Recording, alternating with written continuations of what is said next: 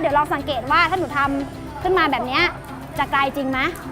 จากที่ผ่านมาเราสอนเป็นชั่วโมงหมดคาบแล้วเปลี่ยนสอนทุกวิชาแต่ทีเนี้ยเรามีเรื่อง1เรื่องแต่เราสามารถบูรณาการเกือบครบทุกสาระเลยค่ะมันก็จะช่วยทุ่นแรงเราด้วยแต่ครูก็จะต้องมีการไปทำการบ้านมาก่อนเตรียมตัวเองก่อนเพื่อที่จะพร้อมในการที่จะถ่ายทอดความรู้ให้กับเด็กๆ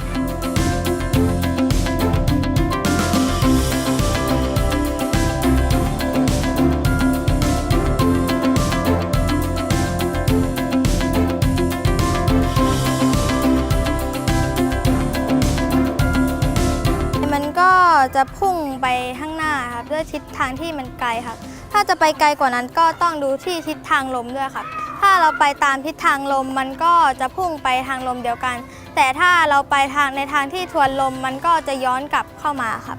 ก็เทคนิคก็จะมีแปะเทปใสครับแต่เทปกาวเนี่ยครับถ้าแปะให้ลมมันไม่เข้าครับมันจะได้ล่อนไกลขึ้นครับ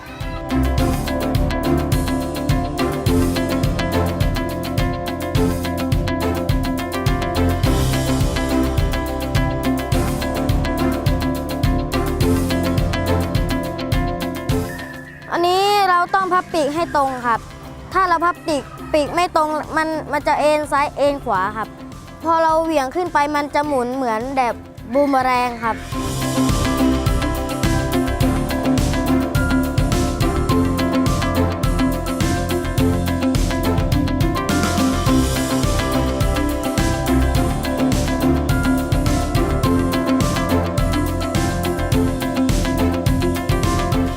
เด็กๆถ้าเรียนกับหนังสืออย่างเดียวเรียนทฤษฎีอย่างเดียวเขาจะเบื่อใช่ไหมคะแต่พอมาทำเป็นโครงงานเนี่ยเขากระตือรือร้นแล้วก็สนใจที่จะเรียนมากขึ้นนะคะ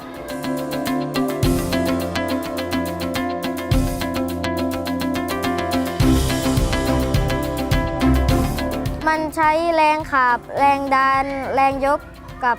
แรงโน้มถ่วงบินได้เพราะมีแรงค่ะมี4แรง1มีแรงดึงดูดของโลกค่ะอยู่ตรงหัวค่ะเพราะเราปาไปแล้วมันจะค่อยๆลงมาสู่พื้นค่ะ2เป็นแรงยกค่ะแรงยกคือมันเป็นแรงข้างล่างทำให้ปีกของเราทรงตัวอยู่พอเราล่อนปลายปีกมันก็จะอยู่นานสักแป๊บหนึ่งค่ะ3เป็นแรงขับคือแรงที่เราส่งแรงที่เราปาออกไปคือแรงจากตัวเราค่ะที่ปาออกไป